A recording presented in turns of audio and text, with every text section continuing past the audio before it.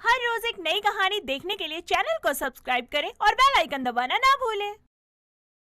सरला सुबह सुबह ही सब्जी काटते हुए अपनी बहू चमेली से कहती है, बहू तुझे मैं कह देती हूँ, आज के बाद तुझे अपना आलस छोड़ना होगा, क्योंकि नेहा घर आ रही है और वो जितने दिन रहेगी तुझे उसकी अच्छे से देखभाल करनी होगी। माँ जी उसकी टेंशन ना लें आप। मुझे भी तो इस बात की खुशी है कि मैं मामी बनने वाली हूँ, लेकिन ननद जी कब तक आएंगी? शाम तक आएगी वो। और हाँ, वो यहाँ आराम मिल सके इसलिए आ रही है, तेरे घर काम करने नहीं आ रही है।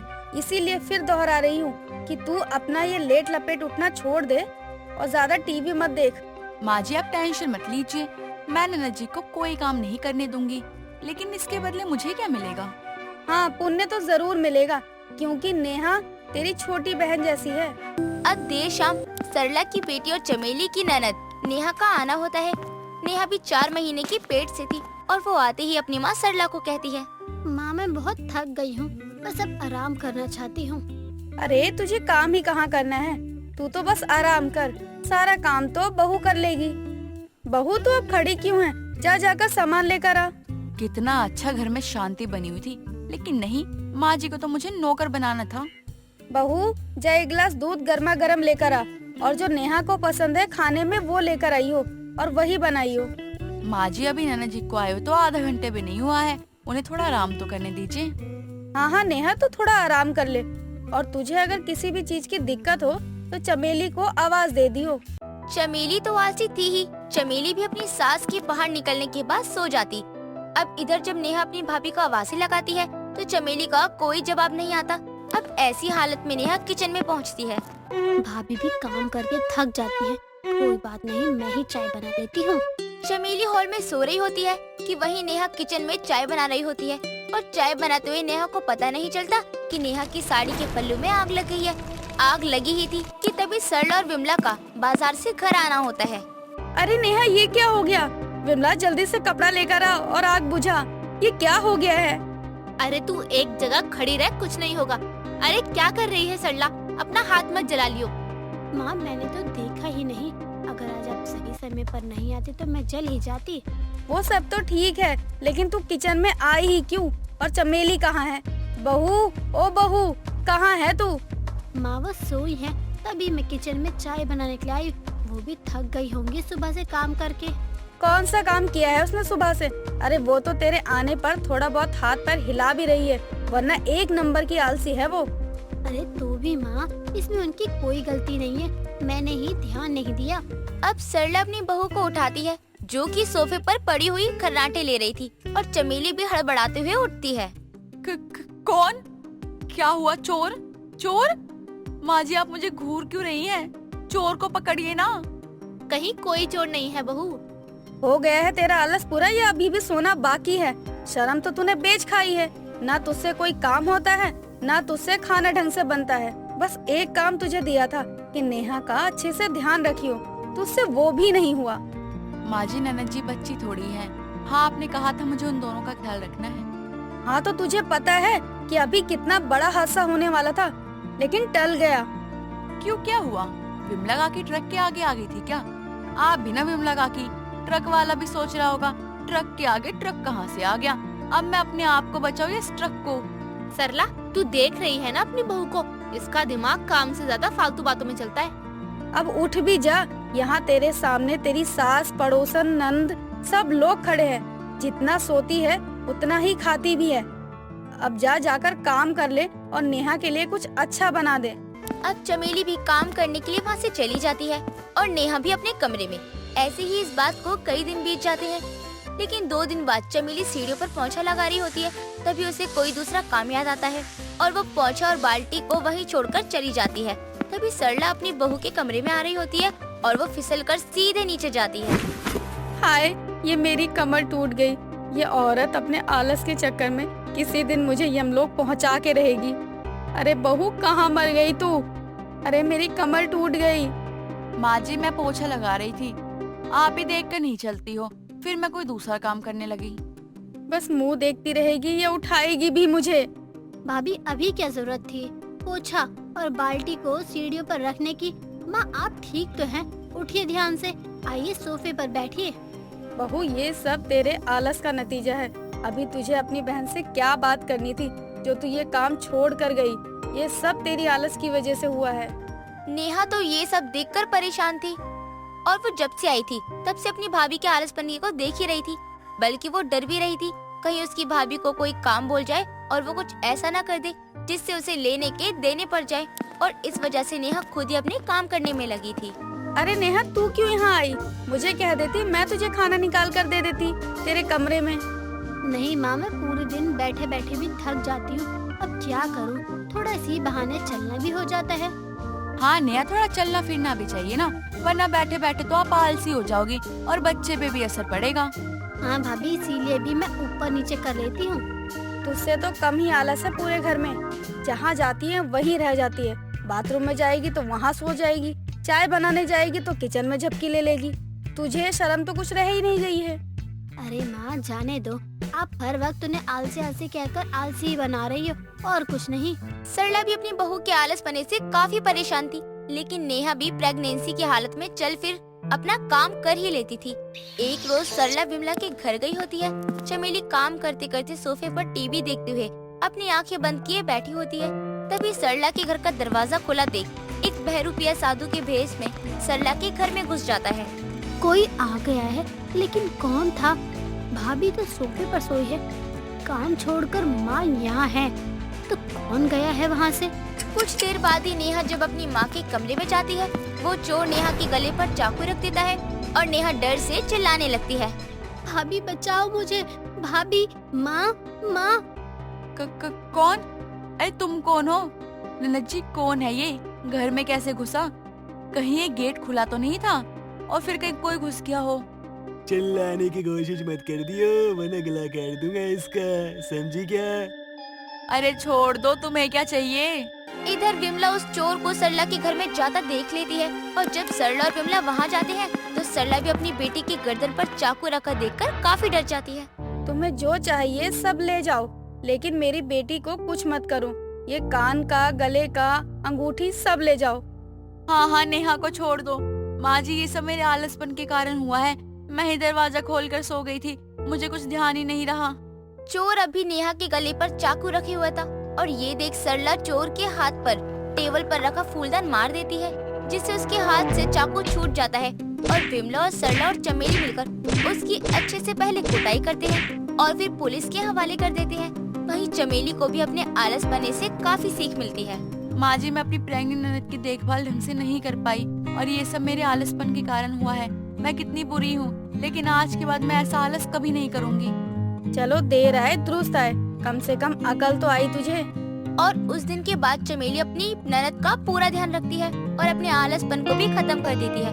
कुछ महीनों बाद ही नेहा को एक खूबसूरत सी बेटी होती है और सरला भी बहुत खुश थी कि वो अब नानी बन गई है। ममता की शादी एक गरीब परिवार में हुई थी। ममता का पति कुम्हार था और मटके बनाकर बाजार में जाकर बेचा करता। मटकों को बेचकर जो पैसे आते, उन पैसों से ममता का परिवार जैसे तैसे अपना गुजारा करता। लेकिन ममता की भी एक खास आदत थी कि वो रोज कुछ पैसे गुल्लक में रखती थी। एक दिन ममता अपने पति मुकेश के पास जाकर उससे कहती है, क्या हुआ जी, आप ऐसे मुंह लटका कर क्यों बैठे हैं? सब ठीक तो है ना? आए हुए इतना समय हो गया, आपने अभी तक मुंह हाथ भी नहीं धोया। कोई बात है क्या जी? नहीं ममता, मैं उदास नहीं हूँ, बस थोड़ी चिंता हो रही है क्योंकि कुछ दिनों से मटके बिक नहीं रहे हैं और अब जल्दी से कोई मटका लेना पसंद नहीं करता। अब तो हर घर में ठंडा पानी करने के लिए फ्रिज है। बहुत कम ही लोग हैं जो अब मटकों को खरीदते हैं। समझ नहीं आ रहा मैं क्या करूं। चिंता मत कीजिए आप, हर दिन एक जैसा तो नहीं होता ना। किसी दिन मटके नहीं बिके इसका मतलब ये तो नहीं ना कि अब कभी नहीं बिकेंगे। कोई नहीं, आप हिम्मत को टूटने मत दीजिए। ऐसे ही समय बीतता है और ममता सबके लिए खाना बना कर लाती है। सब लोग खाना खाते हैं और हमेशा की तरह आज भी मुकेश अपने बनाए मटकों को लेकर बाजार में जाता है और सारा दिन ऐसे ही बाजार में मटकों को लेकर बैठा रहता है, लेकिन कोई भी ग्राहक उसके मटके खरीदने नहीं आता। आज फिर मुकेश ऐसे ही घर वापस आ जाता है। ममता आज भी मुकेश को ऐसे उदास देखकर कहती है, क्या हुआ, क्या आज भी मटके नहीं बिके बाजार में? नहीं ममता, आज भी नहीं बिके मटके और आज भी सारा दिन ऐसे ही निकल गया। एक भी ग्राहक नहीं आया मटका लेने। अगर यही हाल रहा तो घर कैसे चलेगा? दिन पर दिन काम ऐसे ही कम होता रहा तो हम लोग क्या करेंगे? मुझे इसके अलावा कोई और काम आता भी नहीं है जो कुछ और करके अपना घर चला लूं। आप चिंता मत कीजिए, कोई ना कोई उपाय तो निकलेगा। अगर ये नहीं होगा तो हम कुछ और करेंगे। ऐसे ही समय बीतता है और ममता को समझ नहीं आता कि अब उसे क्या करना चाहिए। एक दिन ममता अपनी दोस्त कमला के घर जाती है उससे मिलने के लिए, और जब वो उससे मिलती है तो कमला अपनी दोस्त ममता के पास जाकर उससे कहती है, ममता, इतने दिनों बाद तू यहाँ आना, बैठ।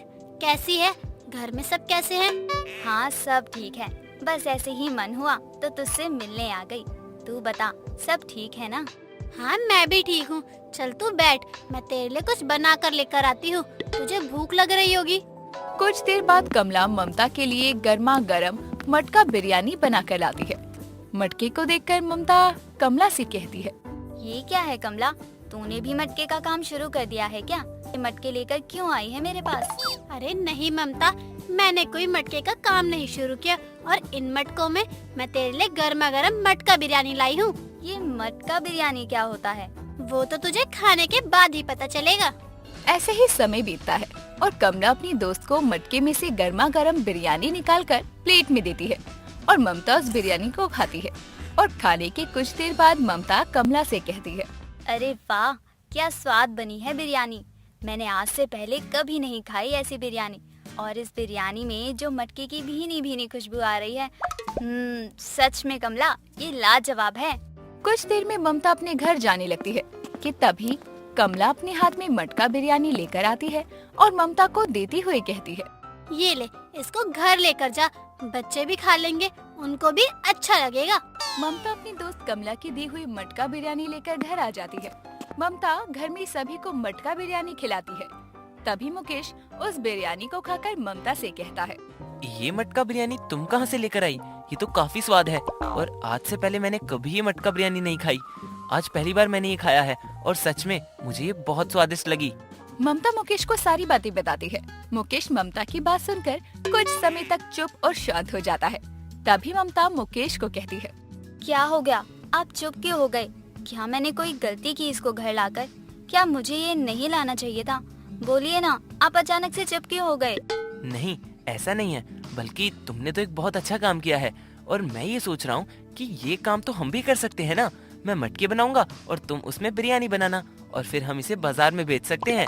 देखिए जी, मैं बिरयानी बना तो लूँ, लेकिन ये इतनी महंगी महंगी सब्जियाँ हम रोज रोज कहाँ से ला पाएंगे? और बिना इन चीजों के तो बिरयानी कैसे बन सकती है? ठीक है, पहले मैं खेत में जाता हूँ और फिर बाजार, फिर देखता हूँ क्या भाव है कच्ची हरी सब्जियों के। कहीं कुछ मिला तो मैं लेता हुआ आऊंगा। क्या पता कुछ सस्ती सब्जियाँ मिल जाएं। एक काम करना, सबसे पहले सब्जियों के खेत में चले जाना, हो सकता है वहाँ पर मिल जाए कुछ कच्ची सब्जियाँ। ऐसे ही समय बीतता है और मुकेश खेत में जाता है। वहाँ जाने के बाद वो देखता है कि कुछ औरतें कच्ची सब्जियाँ तोड़ रही है। तभी मुकेश उनके पास जाकर उनसे कहता है, सुनिए, क्या कुछ सब्जियाँ भी मिल सकती हैं यहाँ से? हाँ हाँ, क्यों नहीं।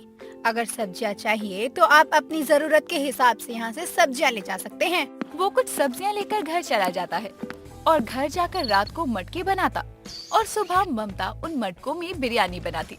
और बिरयानी बनने के बाद मुकेश उन मटकों की बिरयानी को लेकर बाजार गया। कुछ लोग मुकेश के ठेले के पास आकर उससे उसकी मटका बिरयानी खरीदते हैं और मुकेश की बिरयानी को खाकर कहते हैं, अरे क्या बिरयानी बनी है, खाकर मजा आ गया। एक काम करो, 2 प्लेट बिरयानी पैक कर दो। आज से पहले इतनी स्वादिष्ट मटका बिरयानी नहीं खाई मैंने। अब देखते ही मुकेश की सारी मटका बिरयानी बिक जाती है। ऐसे ही समय बीतता है और शाम को वो अपना ठेला लेकर घर आता है। ठेले को खाली देखकर ममता बहुत खुश होती है। ऐसे ही और दिन गुजरते हैं।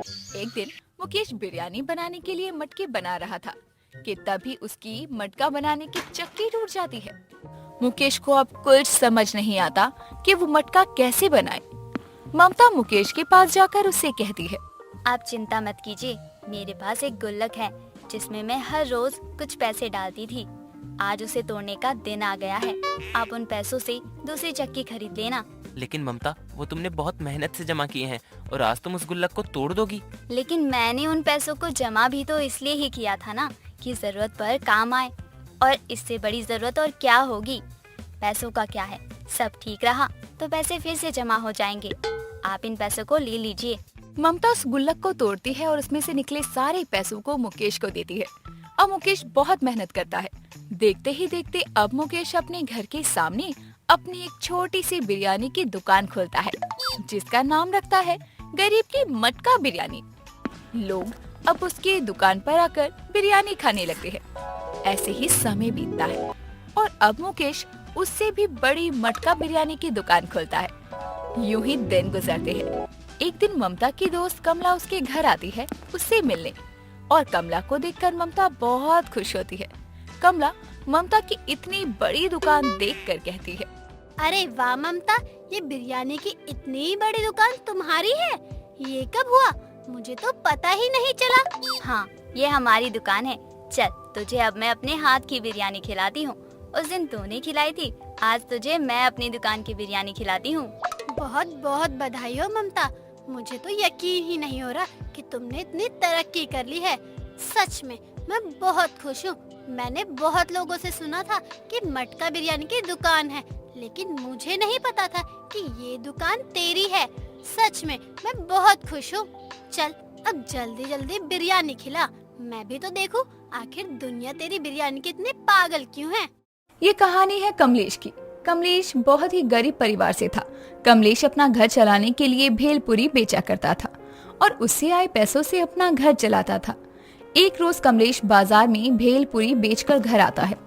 घर आने के बाद कमलेश की बीवी विमला उसके पास जाकर उससे कहती है, ये क्या, आप तो सारी की सारी भेलपुरी ऐसे ही वापस लेकर आ गए? क्या किसी ने खरीदी नहीं? हाँ खरीदी, लेकिन जो बच गया वो मैं घर लेकर आ गया। चलो ना, एक काम करो, कुछ खाने को लगा दो, बहुते भूख लग रही है। सुनिए जी, खाने को कुछ भी नहीं है, जो था वो सब खत्म हो गया। एक काम करो, जो भेलपुरी बची है मुझे वही लाकर दे दो, तब तक वही खा लेते हैं। रहने दो जी, मैं आपकी ये फीकी भेलपुरी तो किसी भी कीमत में नहीं खाने वाली। भेलपुरी ऐसी होती ही नहीं है। हम समझ रहा हूँ तुम क्या कहना चाहती हो, लेकिन हमारे पास जितने पैसे हैं उसमें तो इसी तरह से बना सकता हूँ ना भेलपुरी, और एक गरीब और कितनी मेहनत करेगा। ऐसे ही समय बीतता है और एक दिन विमला की दोस्त सरला उसके घर आती है। विमला सरला को खाने के लिए भेलपुरी देती है। सरला उसकी दी हुई भेलपुरी खाती है तो सरला को वो भेलपुरी बिल्कुल भी अच्छी नहीं लगती। वो विमला की कहती है, अरे विमला, ये कैसी भेलपुरी बनाई है तूने? सिर्फ नमक के अलावा इसमें कुछ है ही नहीं। अगर तू ऐसी भेलपुरी बेचती है तो क्या ही बिकेगी। हाँ सरला, इनकी भेलपुरी बिकती नहीं है, और सच बताऊं तो मुझे खुद भी अपने घर की ये भेलपुरी अच्छी नहीं लगती। देख विमला, अगर तुझे अपनी भेलपुरी और जोरदार बनानी है तो इसमें और भी चीजों को मिला, जैसे मूंगफली, चिप्स, मटर, प्याज, टमाटर, इन सभी चीजों को मिलाकर बना, तभी लोगों को तेरी ये भेलपुरी जोरदार लगेगी। वो तो तुमने ठीक कहा, लेकिन मैं इतने पैसे लाऊंगी कहाँ से? इन सबको लेने में तो काफी पैसे लग जाएंगे। शाम को कमलेश भेलपुरी बेचकर घर आता है। विमला कमलेश से सरला की बोली हुई बात उसे बताती है। विमला की बात सुनकर कमलेश कहता है, देखो बिमला, सरला ने बोला बिल्कुल ठीक है। हम भी कुछ दिनों में इन चीजों को अपने भेलपुरी में डालना शुरू करेंगे, ताकि हमारी भेलपुरी सबसे अच्छी बने। ऐसे ही समय बीतता है। धीरे धीरे कमलेश अपनी भेलपुरी में मटर, प्याज, नमकीन, टमाटर, मूंगफली, चिप्स और नींबू और कुछ मसालों का इस्तेमाल करना शुरू करता है। और एक दिन उसकी ठेली पर दो लड़कियां आती है, जो कि कमलेश के पास आकर कहती है, भैया 2 भेलपुरी लगा दो, और भैया तीखी बनाना। कमलेश उन लड़कियों के लिए भेलपुरी बनाने लगता है। कुछ देर बाद वो उन दोनों को भेलपुरी बनाकर उनके हाथ में देता है। दोनों ही लड़कियां भेलपुरी को खाती है, जिसमें से दूसरी लड़की कमलेश को कहती है, भैया, क्या भैया, कितना फीका बनाया है, थोड़ा और तीखा बनाओ ना, ये तो अभी कुछ भी नहीं है। कमलेश थोड़ा और तीखा बनाकर देता है। भैया और तीखा, अभी भी तीखा नहीं लग रहा है। दूसरी लड़की बार बार यही कह रही थी। तभी उसकी दोस्त उससे कहती है, अरे बस कर अब, और कितना तीखा खाएगी? सुबह उठकर जब तू फ्रेश होने जाएगी ना, तो सिर्फ आग के गोले ही निकलेंगे, फिर तुझे पता चलेगा कि ये कितना तीखा था। इस बार कमलेश भेलपुरी में मिर्ची का पूरा डब्बा उसके भेलपुरी में डाल देता है। दूसरी लड़की उसे टेस्ट करती है और खाने के बाद कहती है, हाँ, हुई ना ये तीखी भेलपुरी। भैया आपकी ये भेलपुरी तो बहुत जोरदार है, आज से पहले मैंने कभी ऐसी भेलपुरी नहीं खाई। ऐसे ही समय बीतता है। अब कमलेश की भेलपुरी गरीब की जोरदार भेलपुरी के नाम से मशहूर थी। एक दिन कमलेश के ठेले पर कुछ लोग आते हैं, जिनमें एक बूढ़ा बुढ़िया भी उनकी दुकान पर आती है। बूढ़ा उसकी जोरदार भेलपुरी खा रहा था और उसे बार बार तीखी भेलपुरी बनवाता है। तभी बूढ़े की बुढ़िया अपने बूढ़े के पास जाकर उससे कहती है, अरे बस कर बुढ़ाऊ, और कितना खाएगा? अरे भूल गया क्या, 1 हफ्ते पहले ही तेरे बवासीर का ऑपरेशन करवा कर लाई हूँ और आज इतना दबा कर लाल मिर्च खा रहा है। अरे ये भेलपुरी बहुत जोरदार है, खा के तो देख। तू ही खाए, मैं नहीं खा रही। गरीब की जोरदार भेलपुरी के नाम से कमलेश अब बहुत ज्यादा मशहूर हो गया था। कुछ लोग अब उसकी वीडियो बनाकर सोशल मीडिया पर डालने लगे। उसकी जोरदार भेलपुरी की बढ़ती लोकप्रियता को देखकर दूर दूर से लोग उसकी दुकान पर आकर उसके हाथ की बनी भेलपुरी खाने लगे। ऐसे ही समय बीतता है और कमलेश की बढ़ती चर्चा अब कुछ लोगों को बुरी लगने लगी, क्योंकि उसकी दुकान की वजह से लोग और किसी के पास जाना पसंद नहीं करते थे। और कमलेश हमेशा की तरह आज भी अपने ठेले पर भेलपुरी बेच रहा था कि तभी उसकी दुकान पर एक बहुत रईस लड़की आती है, जिसका नाम पूजा था। पूजा कमलेश के पास जाकर उससे कहती है, भैया एक भेलपुरी बना दीजिए ना, और थोड़ा तीखा बनाना। कमलेश जैसा पूजा कहती है वैसे ही तीखी भेलपुरी बनाकर उसे दे देता है। पूजा भेलपुरी खाने लगती है और खाने के बाद पैसे देकर पूजा वहाँ से चली जाती है।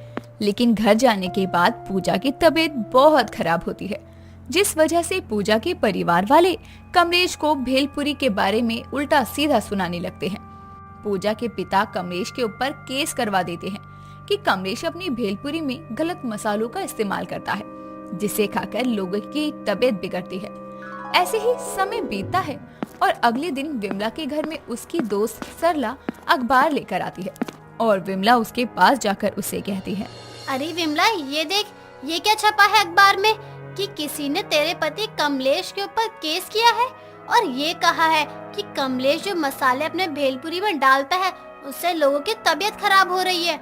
हे भगवान, ये क्या हो गया? अब क्या होगा? चल तू रुक, मैं बात इन्हें बता कर आती हूँ।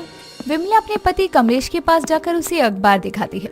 अखबार में अपनी फोटो देखकर कमलेश विमला से कहता है, अरे क्या बात है, हमारी जोरदार भेलपुरी इतनी मशहूर हो गई कि हमारी तस्वीर अखबार में आ गई। तुम देख रही हो विमला, लोग हमारी भेलपुरी को कितना पसंद करने लगे हैं। हाँ, मैं देख रही हूँ, बहुत अच्छे से देख रही हूँ, और तुम भी थोड़े गौर से देखो। इसमें जो तुम्हारी तस्वीर लगी है वो इस वजह से नहीं लगी कि लोग तुम्हें पसंद कर रहे हैं, बल्कि इस वजह से लगी है कि तुम्हारी भेलपुरी खाकर किसी पूजा नाम की लड़की की तबीयत खराब हो गई, जिसके कारण उसके पिता ने तुम पर केस कर दिया है। अरे बाप रे, ये क्या हो गया जी? ऐसे एक पूजा नाम की लड़की हमने ठेले पे आई तो थी, बहुत अमीर परिवार की लग रही थी, लेकिन उसने जैसा कहा था हमने उसको उसी तरह का भेलपुरी बना के दिया था बस। ऐसे ही समय बीतता है और अब ये खबर तेजी से फैल जाती है कि कमलेश की बनाई भेलपुरी से लोगों की तबीयत खराब हो रही है। देखते ही देखते लोग उसके ठेले से भेलपुरी लेना बंद कर देते हैं। एक रोज उसके ठेले पर स्कूल के कुछ बच्चे आते हैं, जो उससे उसकी जोरदार भेलपुरी खरीदते हैं। बच्चों के लिए कमलेश कम मसाले वाली भेलपुरी बनाता है, जो बच्चों को पसंद आती है। कि तभी कमलेश की बीवी विमला उसके पास आकर कहती है, देखो कमलेश, ये बच्चे तुम्हारी भेलपुरी को कितना पसंद कर रहे हैं, और हमने इसमें कुछ ज्यादा मसाला भी नहीं मिलाया। मुझे लगता है कि अब हमें अपनी भेलपुरी स्कूल के पास जाकर बेचनी चाहिए। हाँ विमला, तुम बोल तो बिल्कुल ठीक रही हो, अब हम यही करेंगे। ऐसे ही समय बीतता है और अब कमलेश अपने भेलपुरी का ठेला बच्चों के स्कूल के पास लगाने लगता है। बच्चों को वो भेलपुरी बेचने लगता है, वो भी कम मसाले की। ऐसे ही समय बीतता है, अब फिर से लोग धीरे धीरे स्कूल के सभी बच्चे कमलेश की भेलपुरी खरीद कर खाने लगते हैं। दोस्तों, अगर आपको ये कहानी पसंद आई तो इसे लाइक करें, शेयर करें और कमेंट करके बताएं कि कहानी में आपको सबसे अच्छा क्या लगा।